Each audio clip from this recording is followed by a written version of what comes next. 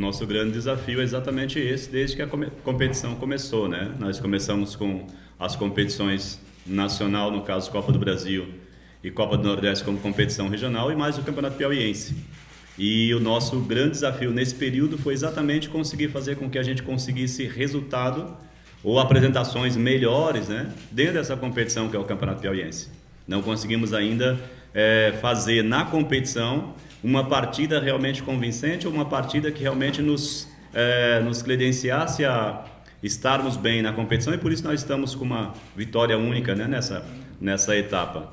Então o desafio é maior, considerando o momento que nós estamos vivendo, o declínio que nós entramos e estacionamos e temos dificuldade de sair dela, e mais um adversário qualificado que está na parte de cima da tabela, e que a gente tem que estar preparados de maneira mais, eu venho falando isso, a gente tem que estar preparado mais na nossa força mental para que a gente possa reencontrarmos individualmente e coletivamente dentro do jogo e sabermos também administrar algumas situações externas, que esse momento é desafiador para todos, saber administrar esse momento que o clube está vivendo também, que é um momento de negativismo geral em termos de resultado, né?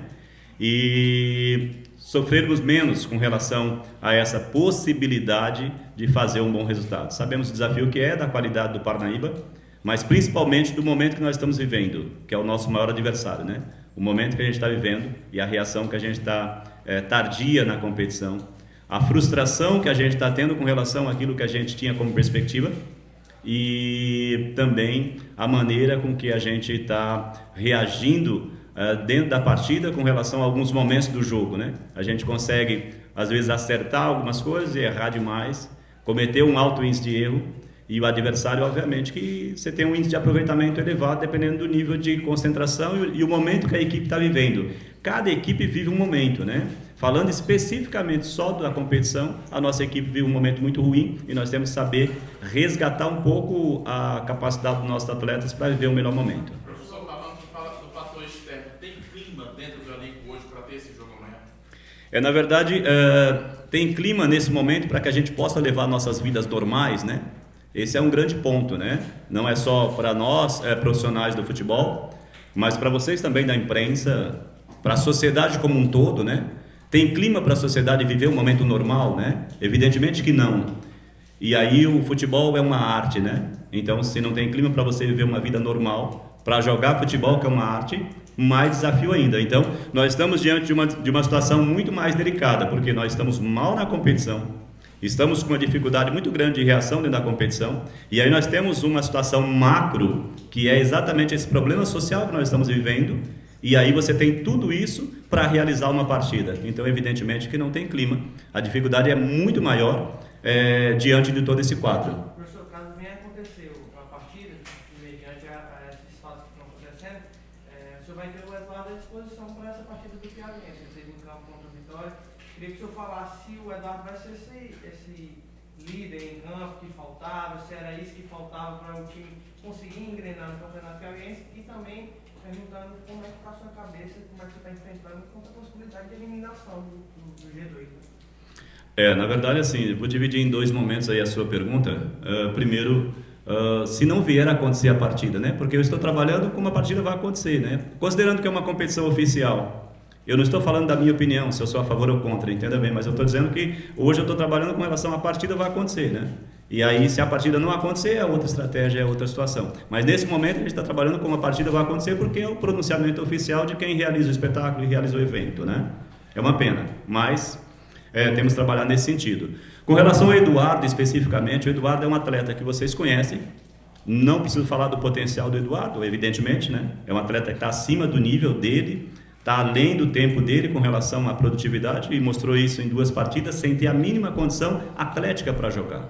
Essa é uma realidade. Nós acabamos forçando a entrada do Eduardo na partida contra o Picos pela necessidade. Escalamos o Eduardo na partida anterior na Copa do Nordeste contra um grande adversário, e aí ele acabou tendo uma responsabilidade muito grande de participar, mas sem a condição atlética e a condição física para isso, porque ele voltou, mas ele não fez a transição, ou seja, ele recuperou de lesão, mas ele não fez a transição para o campo, e aí nós colocamos ele direto para jogar. Então, assim, condição física para jogar uma partida de 90 minutos ele não tem ainda, não reúne. Talvez nessa partida do Paranaíba eu vou estudar, vou conversar com ele, para a gente ver a melhor forma de utilizá-lo ele a nosso favor com relação ao grupo e fazendo esse trabalho de transição gradativamente. Ainda não dá para contar com ele no 100%, mas 10 minutos que ele fica em campo, ele tem mais importância do que às vezes 90 minutos, dependendo da função de outro atleta. Então a gente tem que pensar nisso também, a importância que ele traz para o grupo. E não somente isso, mas a liderança que ele tem com relação ao extracampo. Nesse momento precisamos de todos, né? E o Eduardo tem uma importância muito grande e por isso que a gente forçou um pouquinho o retorno dele. Professor, só mais uma aqui, a respeito do jogo que está programado amanhã sem público, sem torcida. O River tem 2 jogos ainda para cumprir sem torcedores, ainda com data ainda para ser confirmada, porque a Copa do Nordeste está suspensa. Você que fala muito desse lado psicológico de trabalhar, tem esse problema da situação do clube, a situação da pandemia. É mais um fator também jogar sem torcida e saber que tem uma sequência de jogos sem plateia pela frente, se o campeonato realmente continuar? É um fator assim, não só para o River, né? Mas a gente está falando do River, mas a gente viu rodadas aí de portões fechados e rodadas sem o torcedor acompanhar. Então você tem o futebol que é um espetáculo, em que pese é um negócio, né? Mas é um espetáculo, né? Um pensador diria que o futebol é a coisa mais importante entre as menos importantes, né? E eu acho que o futebol hoje ele virou muito mais importante do que se pensava quando se elaborou essa ideia, né? Pela circunstância, pelo que envolve. Para vocês também, da crônica, para quem é da imprensa, para o patrocinador, para o investidor, enfim, tem uma macro situação envolvida, né?